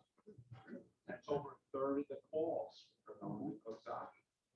And even if they're not directly to the prison, they could I be was indirectly a gambling because that's where person. Coxsackie's tied up from. If I was a gambling person, I spent my money on it, I would say the vast majority of that are related to. And then it's a pile of. I listen to Scanner, Plank Road continuous. Why wouldn't the state require that facility to have their own ambulance Per day. They, I know the they don't. RMU is there and they do service? better. But can't the county request that, or, I mean, that's a drag I agree. on our resources. Yeah. Any I of them. mean, Randy, I mean, we hear it all the time on the Standard. I mean, how many times a day are we going up there? Offhand, at least twice a day. A day, sometimes 3 and 4. To one of the 2 prisons. Yeah. I mean, So, that's a state agency. The Yeah. state should have their own ambulance service. And to top it Or off, that reimbursement. facility. It's a medical facility. so- Yeah, I thought they they have- had they a do, but facility. yeah, but they do. And to compile it, All these men. the Coxsackie facility is the regional medical.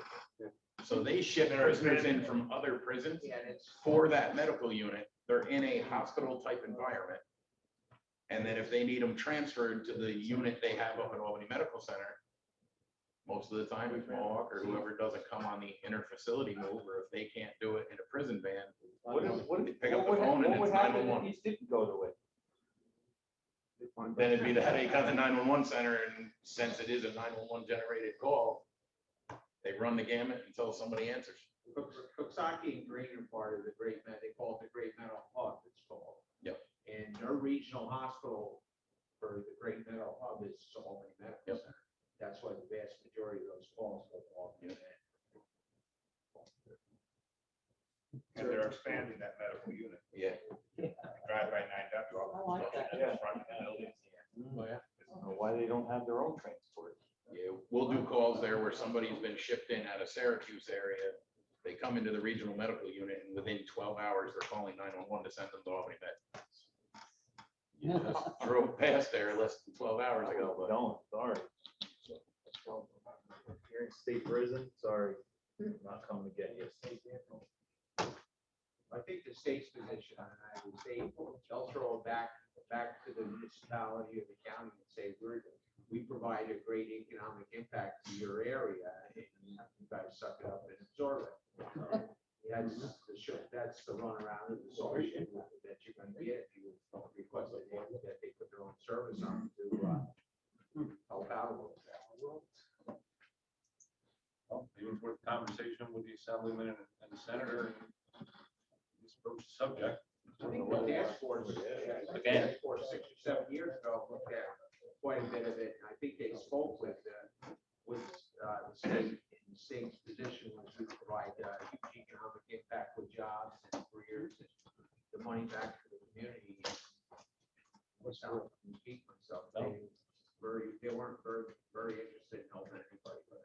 I heard it, he still, Yeah, exactly. same thing. any other questions? Not for me, No question, Sean, but I just want to thank you for doing a good presentation and it was informative. Again, thank you. Thanks. Any other questions, reach out.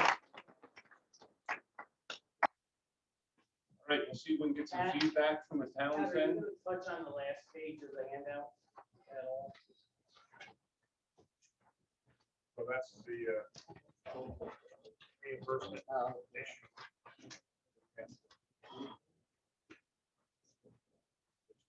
Kind of started this whole train moving. That last page is, this whole discussion on the ambulatory system in general started with Catskill approaching the county about relief from the tax levy applied to town residents for a system that they're not a part of. That's why we're here tonight eventually. So all I did was, that's the percentage that each town pays into the ambulatory system that we provide Green EMS. Then there's a second column there that the towns pay into Green EMS. If the town of Catskill was going to be relieved of their responsibility to the county system, that amount would have to be picked up by the other towns, because the county levy cannot be divided other than just countywide. I can't cut out a town. But nobody told them to live in the town of Catskill. It's true, but that's the math here is the original request, either to provide a direct contribution back to the town or to provide a tax credit. The math is the same. Difficult, this would also have to be repeated then, because Wyndham has the same system. So their money would have to, I didn't do that calculation. And then Elcott is the same way. They contribute more on the tax levy than what the county gives back to Elcott to provide them the ability to subcontract the Delaware County. So those are just the numbers of how much the county levy would be adjusted by the reduction, or I'll call it a credit to just this math again, it's just half, so I have to double this up for the other two times. When the word pull out of the system, like Catskill's kind of proposed they want to. We're talking about our EMS system falling right flat on its face. Right now, we're worrying about ambulances. But if I pull out, I'm the second biggest player. Catskill pulls out, they're the biggest player. That's almost $500,000 out of the whole program. Our 50,000 residents of Green County are an awful hurt. Not necessarily. I don't know about the collapse of the system. I'm just talking about the dollar amounts that the request was to be approved to relieve that individual town of the contribution to a system that they don't participate in. And we didn't reduce the contract to Green EMS. I still have to raise the same amount of money to Green EMS. Then the balance just gets shifted to every other town budget. Is this something that the legislators are looking at? It's been requested of this board by the No, town. I mean, did the legislators give any merit to this? Well, I can give you my perspective on this. The county legislative board made the decision years ago to make that paramedic system available to the entire county. The decision was made on split for where the costs were gonna go as opposed, county taxpayer versus a town bill. And it's a system that's available countywide. That was a decision that was made by the board. I think that it was the right decision. I think it's still available countywide.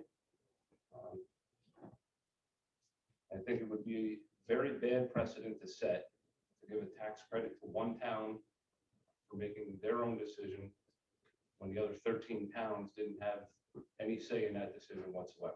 I can tell you right That's now, my the mountaintop would get together, and we'll have our own little thing, and we'll discuss it, and if they pull out, I guarantee you, we probably pull out too. And the shame of it is that that fly car system saves many, many lives. It's the best thing going, and shame on Catskill for even bringing that up. Well, I brought it up, and I'll And tell shame you why I on you. brought it. Well, no, shame on you for taking something from another town. We pay Okay. half the taxes in this No, you don't. county. Oh, No, you don't. baloney. No, you don't. You get off your Secondly- high horse. Secondly, that legislative group 5-6 years ago wanted to provide ALS service. It didn't matter where it was coming from. Green EMS, Catskill ALS, Wyndham ALS. That's the truth of it. They agreed to provide ALS service to the residents, county taxpayers of this county. Provide that service. Now, there's no difference between Green County taxpayers paying Green EMS, Catskill ALS, or Wyndham ALS, or if you decide to do Hunter ALS. So if I go ALS, I can get my 260,000 back? Whatever you're paying. That's shameful. You should be ashamed of Why? yourself. Why? Because we're a county, we all stick together. we work together. No, I'm not ashamed of myself. You should. be. I'm representing the residents of Catskill who are providing a service, paying through their taxes that you've been taking. Really. Exactly. I think the county down here in Catskill gets a lot more than the towns up there. Okay, all right, that's fair to say. That's good. And I got it too, but I might get So if 265,000. Catskill gets out of ALS, and Green EMS has to add 2 fly cars, that's 800,000. So 260 to 800. So you'd rather have your town pay on the 800,000 rather than the 260. Is that what you're telling me? I don't use your ALS every day. It doesn't matter. Green EMS. So how am I gonna pay 800,000? But this As is, on your county. Mike, this is kind of my point. Is what you just said. Right now, the countywide has available 6 paramedics, 24 hours a day, 7 days a week. No, they have more than that. They have more than that. They have town of Catskill and Wyndham. ALS paramedics total. This is not just Green EMS, everybody. You have agreed to provide. You can contract whatever. We don't have an exclusive contract with Green EMS to provide ALS service. We can contract with whatever group we want to provide a necessary service, which I don't disagree on, to wherever we need to do it. Catskill seems to do it. Wyndham has done it. Maybe the 260 going back to Catskill, they can put a third ambulance on. Wyndham might be able to put a second full-time crew on. I All was the giving time. money back to you, gonna give us more money, put another crew. Yeah, Explain that. But you're using the ALS service through Green EMS. Green EMS has a budget. It doesn't give the 1.5 town back million. a dollar because it's county tax dollars that you're talking about. Exactly. It doesn't give the towns back anything, Mike. But it gives the residents the money back. It gives the residents back the residents. money. Mike, you cannot choose what you're gonna pay for in the county. We're a I district. have a police department in the town of Wyndham. Do I tell the county legislators I've got my police department? I don't need Sheriff Kaminsky up there. Give me the credit for that. Where does it stop? You cannot open Pandora's box. You have how many people in DSS in the town of Catskill compared to the town of Prattsburg, the town of Wyndham? Are you gonna do a chart, a spreadsheet? How many, 90% of that service? Tom, and we're how paying 5%? how many, are all the residents in our nursing homes in in Catskill?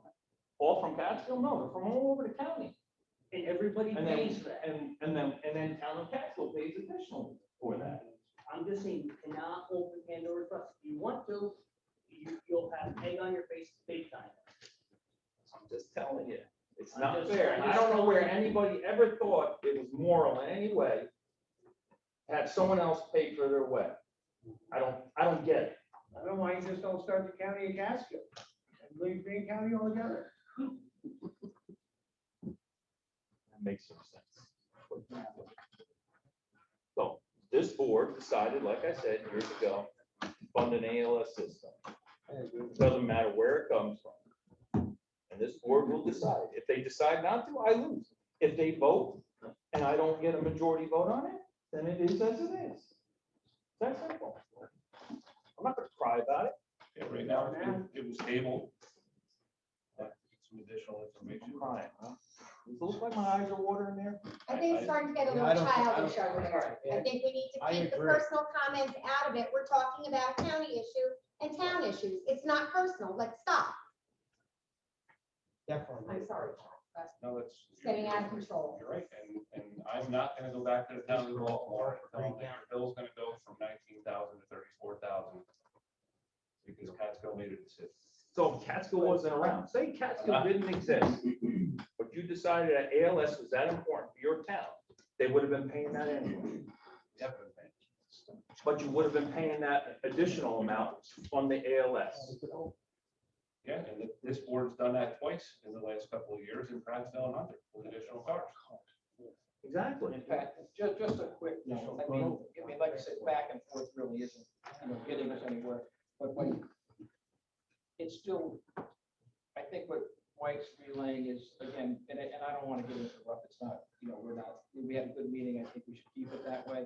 But again, by adding additional cars on, meaning fly cars, it's definitely cost considerably more than what Catskill's doing now, like, one car was 400 and, two, would be 800,000. So, I mean, I think as town supervisors here, they got to realize if we, Catskill just threw in the towel and said, okay, we're going with Green AMS, or through contract, whoever Green County government went with, that additional cost would go from, say, even if rounded to 200, everybody in Green County would have to absorb another $600,000. And I think that's the point that's missed. And I think even in what Tommy's saying about police departments, that's one thing, but if the county was going to pick it up, obviously when this system started years ago, smaller towns had a little bit of a problem with it because then it got into saying, what's your call volume? Oh, if your call volume's higher, you got to pay 200,000. Coxsackie, you got a little bit more call volume, you're playing, 130,000. You don't do that in a police department. So obviously there was a little back and forth when that system started up to do that. And now if you want to talk about Hunter bringing another fly car, it wasn't about call volume anymore. Now it was about response time. So the whole scenarios and how we're looking at Green EMS has shifted. And again, looking at Columbia County system is a good thing, but I think when you look at anything that we do in the world, you should be flexible enough to say, you know what, we can make minor adjustments here, be it whatever those are with the Green EMS system. Just because we did it that way 20 years ago or 10 years ago, that doesn't make it right and the perfect thing that we should continue to do.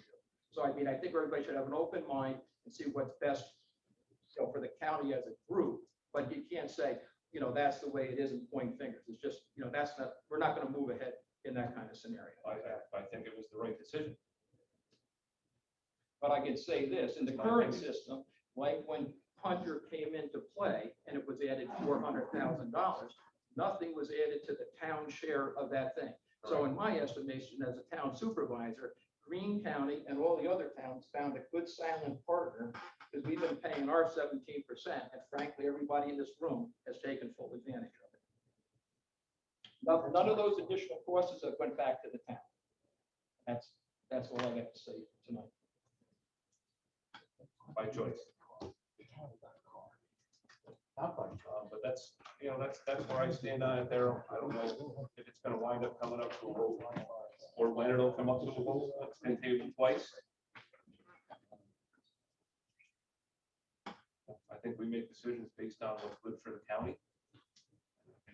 I don't see the benefit to the county taxpayers in a tax credit of this sort. If I have a water line that runs past my house, but I have a good well and I don't want to hook into it, I don't have to hook into it. I don't pay the user fee. I still got to pay the debt service. It's still there. It's available to me. It's there. I pay it.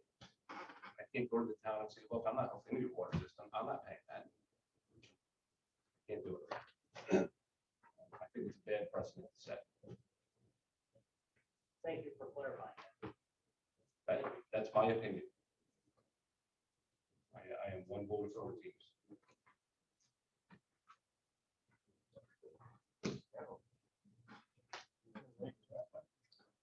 All right, we'll see if we can get some feedback then from the towns as to whether that type of an incentive system will help with this issue. I think certainly if we can get the authority of our dispatch center to be able to move these ambulances around, I think that helps us. Pat, when do you think you can reach out to other supervisors where we can get together with all of them to really try to get some agreements in place? Well, again, it'll have to go back into their town boards. I mean, I think we should give them a little bit of time to go back to their town boards and say, hey, it's something that we want to get involved in, because you're offering to take your resource out and go somewhere else with it. So it sounds good. It probably looks good on paper, but realistically, you're going to take an ambulance out of your district if you're paying for it to move it around. Right, giving the county the authority to do that. You're giving that authority away to somebody else. They're gonna have to make that decision too, and it's not just gonna be the supervisor, it's gonna be the town boards that have to make that call. Like the 6 supervisors who are not present tonight, are we going to send out an email to them kind of? Yeah, and they don't Besides all, just that, we're gonna just give like, that we were looking to do this and we should bring it from their town board. yeah, they don't all have transport agencies.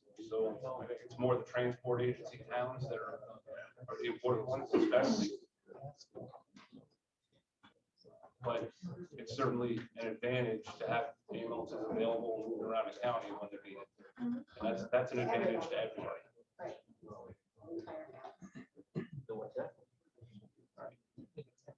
Any other questions from the board? Questions, comments?